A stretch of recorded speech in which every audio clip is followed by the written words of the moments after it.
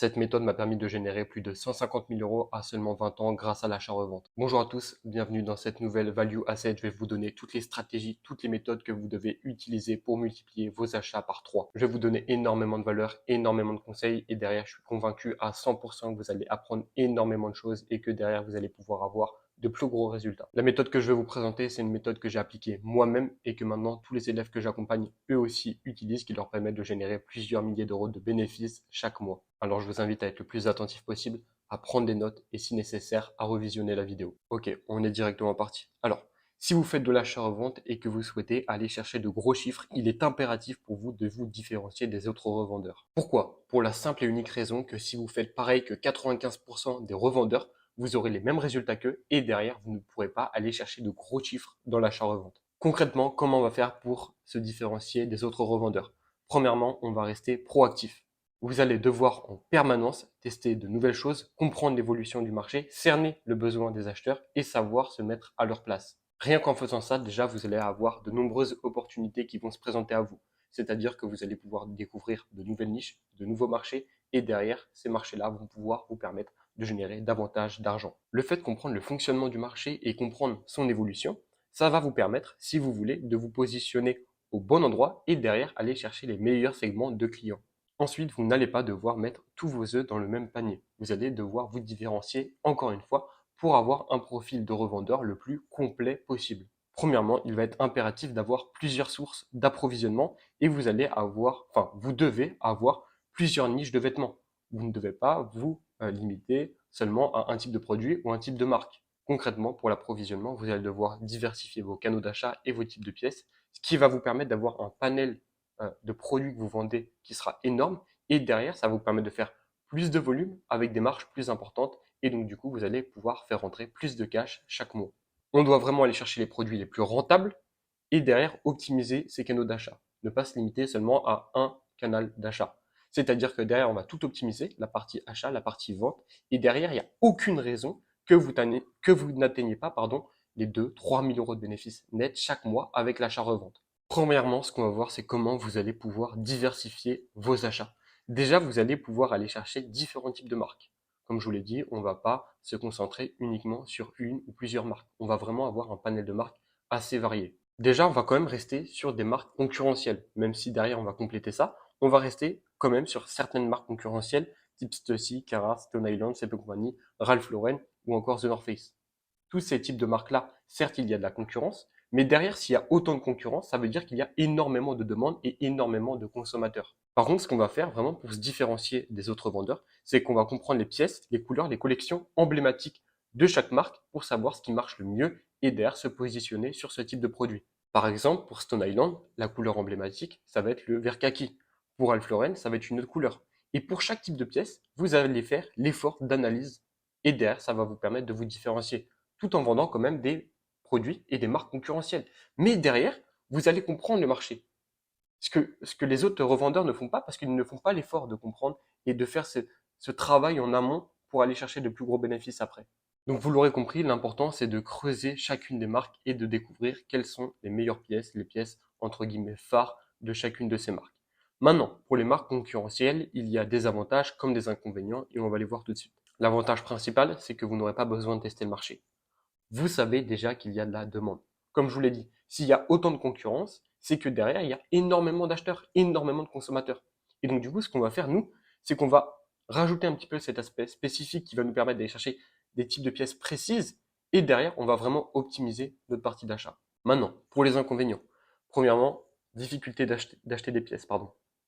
On l'a dit, énormément de concurrence, ça veut dire plus de personnes qui vont copier ce type de pièces. Moins de marge, car les prix d'achat seront plus élevés que par exemple sur des niches et des types de produits beaucoup moins concurrentiels. Et le dernier inconvénient, c'est que certaines marques peuvent être saturées et perdre de la hype.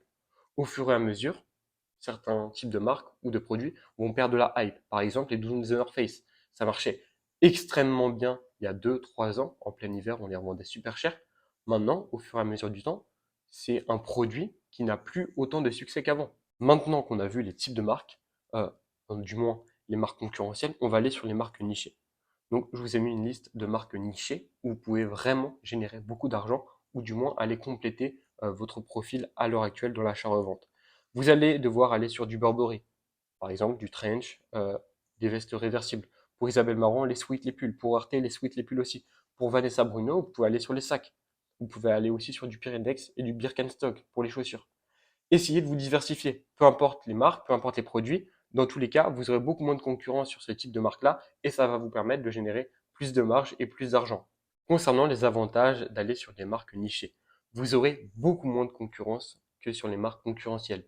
Ça paraît logique, mais c'est un avantage vraiment à prendre en compte quand vous allez choisir les articles que vous souhaitez vendre.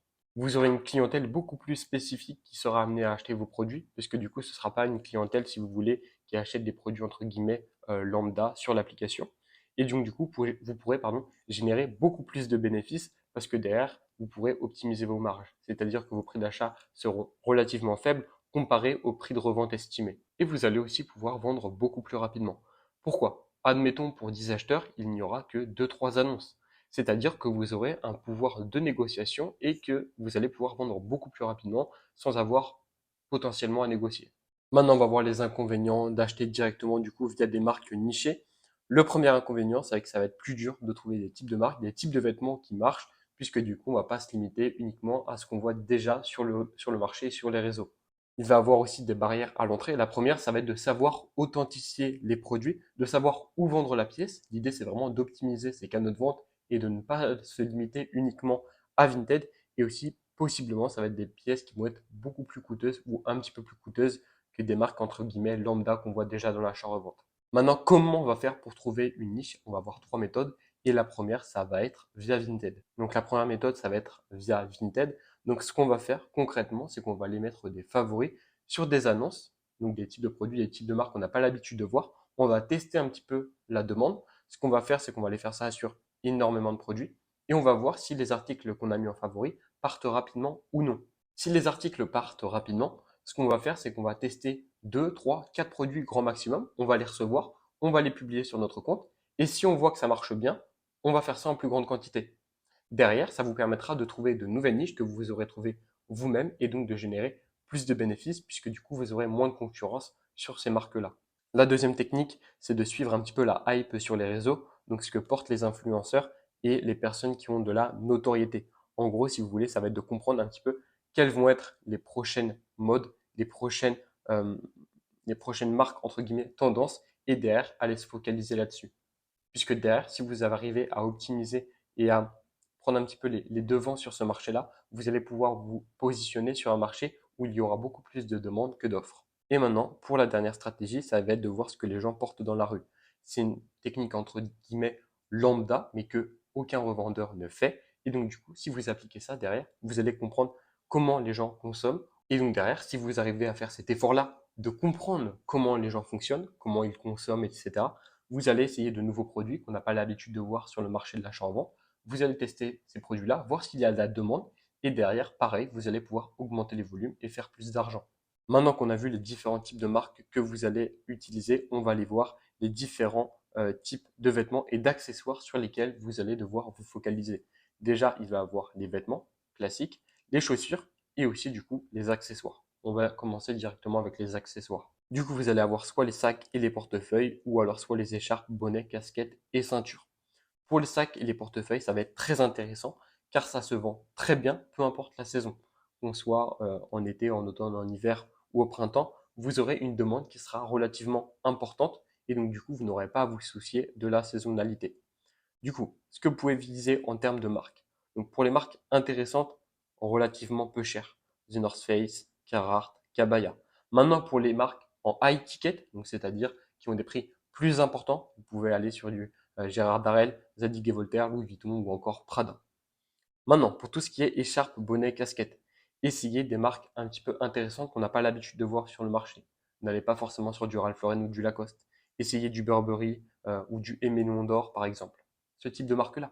Ou un petit peu plus niché.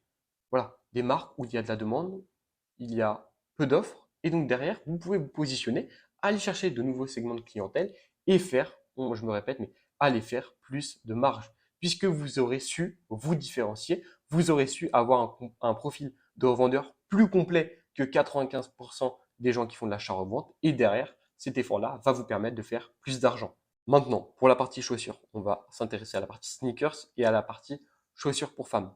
Donc, pour les chaussures pour femmes, soit vous allez pouvoir aller sur des marques généralistes ou encore une fois sur des marques en high ticket assez chères. Pour les marques en high ticket, vous pouvez typiquement aller sur du Bottega Veneta ou alors du Louis Vuitton. Je vous ai mis un exemple de mon côté. Donc, j'ai acheté ces bottes à 20 euros sur Vinted que j'ai réussi à vendre, hop, juste ici, 154 euros sur Vestiaire Collective. Donc, un achat à 20 euros, une revente à 154 euros et donc, du coup, un bénéfice à 134 euros. Imaginez, vous faites seulement ça, allez, seulement 10 fois dans le mois. Vous allez prendre 134 fois 100, fois 10, pardon. C'est-à-dire que rien qu'avec ça, vous allez contracter, générer 1300 euros de bénéfices par mois. Sans parler de la partie vêtements, accessoires, marques nichées, etc. Juste avec une niche de chaussures pour femmes. Alors imaginez quand vous avez un profil de revendeur qui est optimisé, qui est complet. Vous pouvez aller chercher de gros chiffres de 3000 euros facilement par mois. Comment ça marche? Du coup, c'est une marque qui est connue. La paire de bottes était en bon état et qui est une paire relativement belle et donc du coup où il y a de la demande. Chez les femmes, on prend de belles photos derrière, on met en valeur, on ajoute de la valeur ajoutée à l'annonce, au produit et derrière ça part rapidement. L'important aussi, c'est de bien choisir sa plateforme de revente. On ne va pas se limiter uniquement à Vinted. Typiquement, pour cette paire de bottes, je les ai vendues sur Vestiaire Collective, puisque derrière, on va avoir une clientèle qui est plus aisée, et derrière, du coup, on aura plus de chances de vendre rapidement le produit, et en plus à un meilleur prix. Maintenant, pour la partie sneakers, on va voir la partie neuf et la partie occasion. Pour la partie neuf, on est relativement sur un marché qui est saturé, où il y a plus d'offres que de demandes, et moins de hype qu'il y a 3, 4 ans. Ok. Maintenant, il n'y a pas forcément de paires, entre guillemets, que tout le monde veut. C'est pas les Jordan 4, les Dunk Low Panda, etc. On est sur un marché relativement calme. Et donc, du coup, à l'heure actuelle, ce qui va être intéressant, c'est d'aller sur le marché d'occasion. Mais par contre, vous pouvez toujours faire de l'argent avec le marché neuf, mais ça va être plus difficile si vous commencez que maintenant. Par exemple, moi, la technique que j'utilise et que personne n'utilise à l'heure actuelle sur le marché français, étant donné que je travaille avec des magasins, que je fais du dépôt-vente, j'achète en grande partie, peut-être 85% de mes paires, en tout cas mes paires neuves, sur StockX.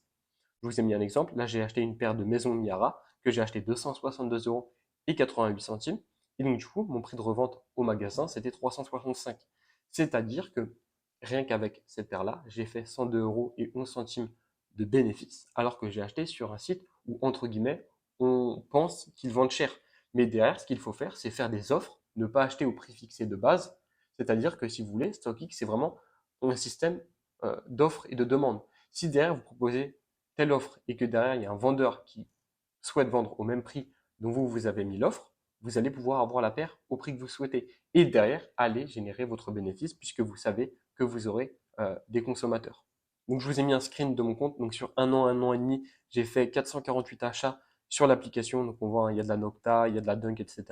Ou derrière, il y a de la demande. C'est des paires vraiment où il y a de la demande. Et donc, du coup, je les vends en dépôt-vente.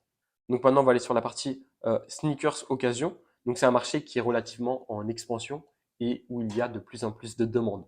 Pourquoi? Parce que quand on voit le prix des sneakers neufs, des chaussures neuves même de manière générale, c'est beaucoup trop cher. C'est-à-dire que du coup, les gens se réfugient dans l'occasion. Ils vont pouvoir porter les mêmes paires à de très bon état, à de très bons prix, et derrière, c'est gagnant pour tout le monde. Puisque les personnes qui n'ont pas les moyens d'acheter des paires neuves qui coûtent relativement cher de base vont pouvoir acheter de l'occasion, et derrière, tout le monde est content, puisque les revendeurs, eux aussi, vont pouvoir faire leur argent, leurs bénéfices. Donc, soit vous allez pouvoir acheter des sneakers classiques, entre guillemets. J'ai noté Jordan 4, Nocta Glide, ASICS aussi qui marche très bien en ce moment. Je vous ai mis un petit peu des photos d'achats que j'ai fait, avec Jordan 4 Military Blue, de la Air Max 95 Cortez, de la Nocta, etc. Ou alors, vous allez pouvoir aller sur tout ce qui est paire de luxe. C'est vraiment un marché sur lequel vous devez axer votre attention. Pourquoi? Parce qu'il y a énormément de demandes qui arrivent en ce moment sur ce marché-là. Les gens aiment la marque, aiment le luxe. Et derrière, si vous arrivez à authentifier les produits et avoir, comment dire, et que ça suit au niveau financier, que vous pouvez vous permettre d'aller sur ce marché-là, vraiment, allez-y, puisqu'il y a énormément de demandes et il y a encore très peu de gens qui répondent à cette demande-là, qui peuvent se permettre de vendre ce type de produit. Vous pouvez aller sur du Maison Miara, du Lanvin, du Louis Vuitton, du Dior. Moi, ça fait maintenant 7 à 8 mois que je me suis lancé sur ce marché-là, mais vraiment à grande échelle, entre guillemets, enfin, grande échelle, 30, 40 paires par mois de ces types de marques et ça marche super bien. Je vous ai mis un exemple du coup avec une paire de Off-White Out of Office que j'avais acheté 131 € et 23 centimes et que j'ai revendu 219 €. Donc un bénéfice de 87 € et 77 centimes. Vous allez relativement faire de plus gros bénéfices qu'avec la partie sneakers neuve. Vous allez pouvoir faire de beaucoup plus gros coefficients multiplicateurs et c'est ce qui est intéressant. Maintenant, pour la partie vêtements un petit peu plus classique, entre guillemets, vous allez avoir la partie nichée que je vous ai présentée tout à l'heure, les vêtements nichés. Vous allez pouvoir vous focaliser sur des vêtements spécialisés dans le sport, des vestes en cuir ou encore des pantalons spécialisés, notamment les pantalons spécialisés pour la randonnée en hiver, donc avec The North Face par exemple, où là vous allez vous focaliser en fait sur des consommateurs entre guillemets nichés, donc c'est-à-dire que c'est pas une personne lambda qui va acheter ce type de produit, mais derrière vous pouvez aller rapidement chercher les x3, x3,5 sur chacun de vos produits. Ensuite, il y a le marché streetwear, donc là un marché qu'on connaît tous, hein. L'avantage c'est que vous aurez des types de vêtements qui marchent très bien, même s'il y a énormément de concurrence, il y a énormément de demandes, et donc du coup voilà, l'inconvénient principal c'est que vous aurez énormément de personnes qui vendront les mêmes types de produits que vous. Et enfin, le dernier marché, c'est le marché pour femmes. Donc les avantages, c'est que c'est un très gros marché.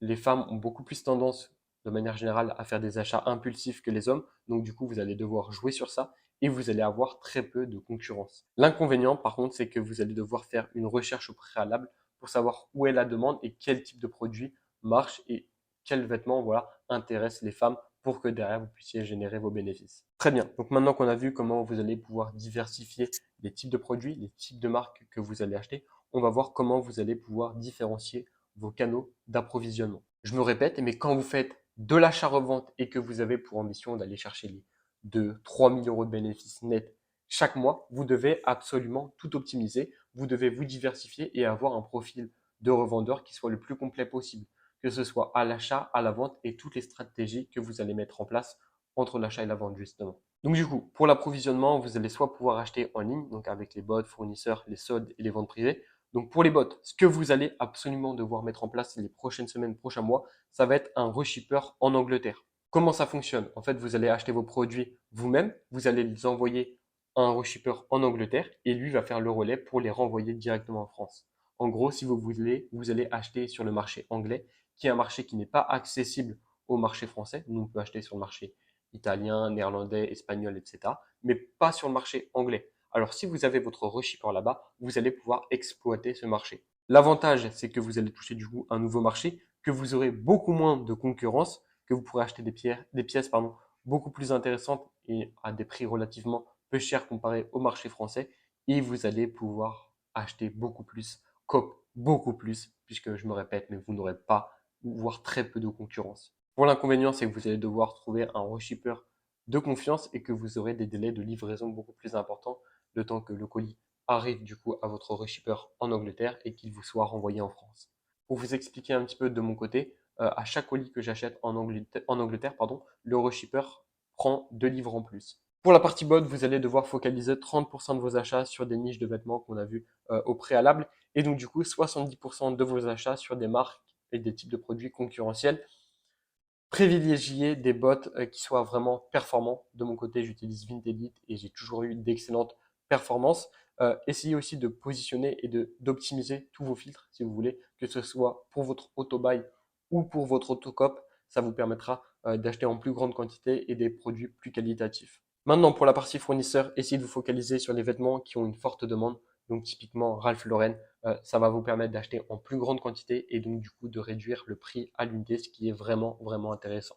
Pour trouver vos fournisseurs, soit vous allez le faire avec votre réseau que vous aurez constitué au fil des années avec l'achat-revente, soit du coup via les réseaux sociaux ou encore via Internet. Essayez de trouver des fournisseurs privés. Ne faites pas l'erreur d'aller sur le premier fournisseur que vous trouvez sur les réseaux qui est en plus mis en avant par un influenceur.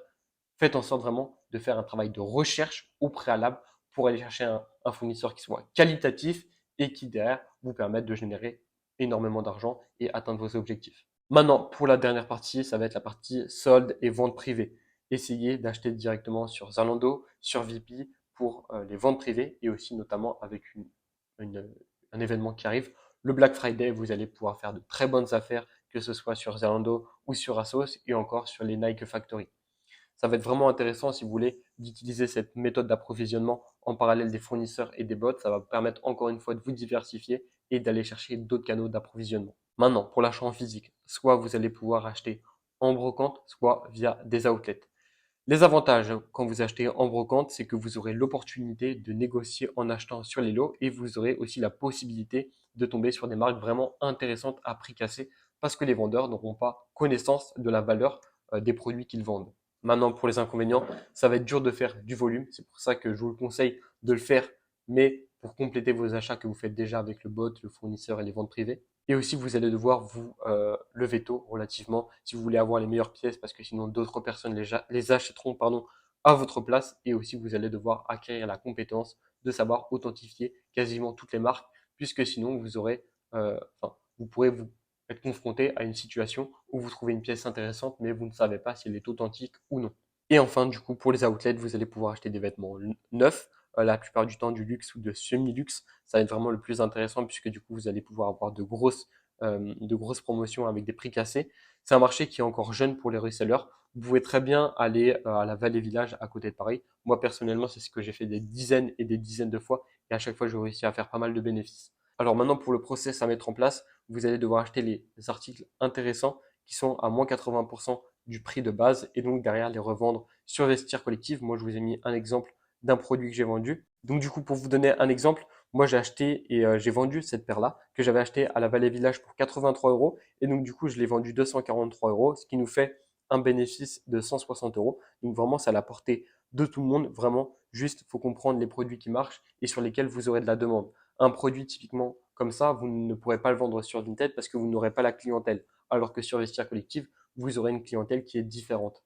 Dernier point, si vous souhaitez avoir une session de scaling totalement offerte, vous pouvez réserver directement en description. Au pire des cas, tu repartiras avec un plan gratuit qu'on aura fait tous les deux que tu pourras utiliser les prochaines semaines, prochains mois. Dans le meilleur des cas, on t'accompagnera à atteindre de gros chiffres, 2 000 à 3 000 euros de bénéfices par mois, comme on l'a fait déjà avec de nombreuses personnes qui ont atteint de super résultats avec l'achat-revente et qu'on continue et qu'on continuera encore à accompagner les prochaines semaines, prochains mois. Allez prendre votre rendez-vous en bio, c'est totalement gratuit. Le but, c'est de vous apporter un maximum de valeur, un maximum de conseils pour que vous puissiez avoir les résultats dont vous souhaitez. J'espère que cette vidéo, cette value asset vous aura plu et on se retrouve dans une prochaine vidéo.